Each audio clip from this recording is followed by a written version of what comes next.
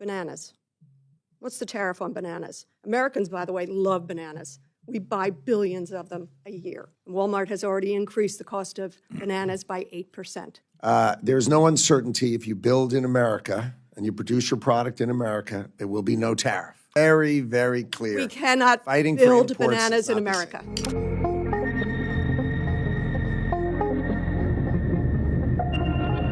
Thank you, Chairman Rogers. Thank you, Ranking Member Meng. Thank you, Ranking Member DeLauro. And thank you to you, Secretary Lutnick. Thanks for being here today. I want to pick up on what Mr. Morelli was talking about, and I'll use the word stability. And I think you know this from your many years in business. And that's what I thought about as I was preparing for today, the importance of stability, or as he said, predictability. Stability is the foundation of economic growth. I think you've lived it. Businesses need clear and predictable rules to plan and to invest for the future.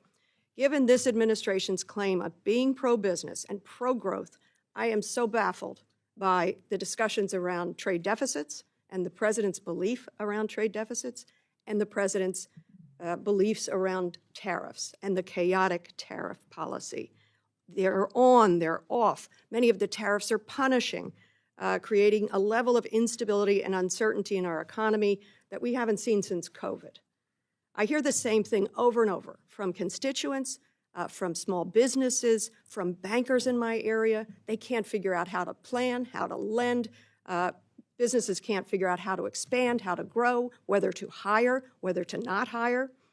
And I'd heard just literally this morning from a very large American retailer. First word out of the woman's mouth was uncertainty, and the last thing she said to me was uncertainty, all surrounding tariffs.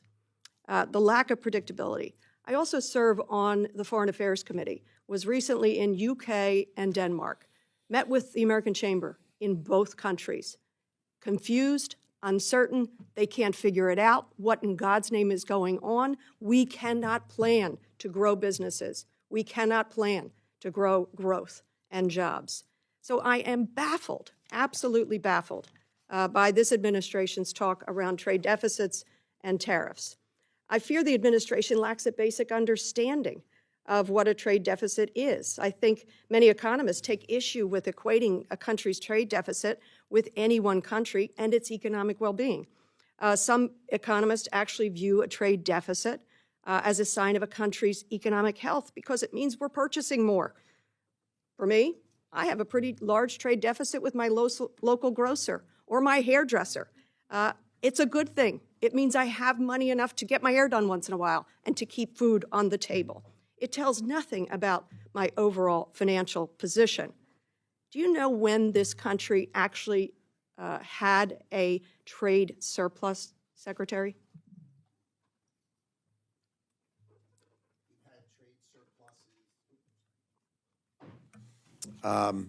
The president likes to speak about before. No, historically. When did we have a trade surplus? I'm not talking about the president. Historically.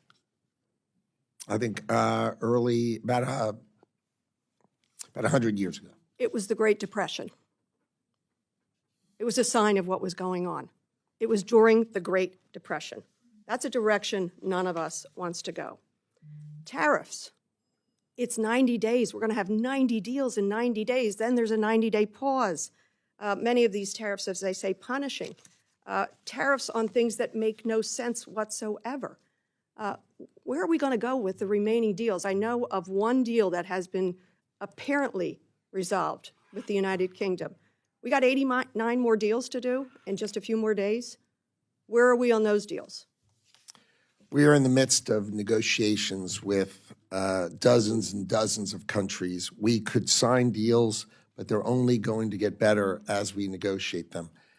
That's just simply not true. Because as I told you, the American... Actually, I promise you it's true because I'm doing it. So I promise you it is true, and I'm here testifying in front of you, and I promise you it's true. And Mr. Trump promised to bring down the cost of goods day one.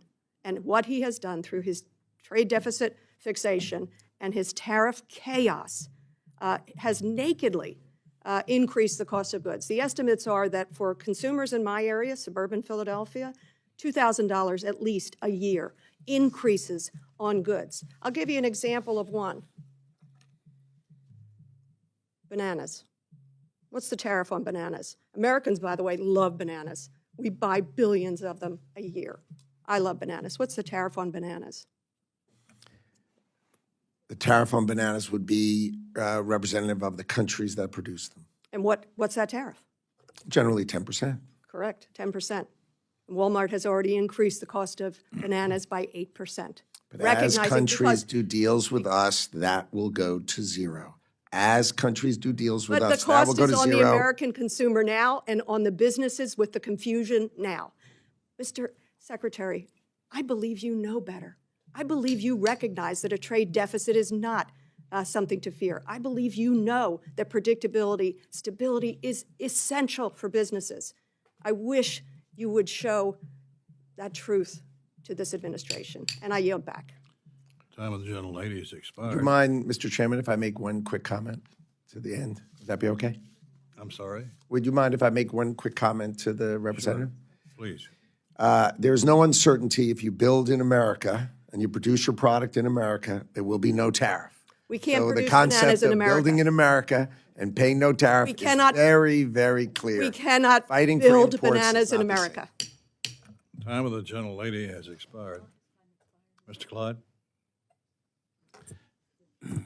Thank you, Mr. Chairman, and thank you, Secretary Lutnick, for appearing before the subcommittee today.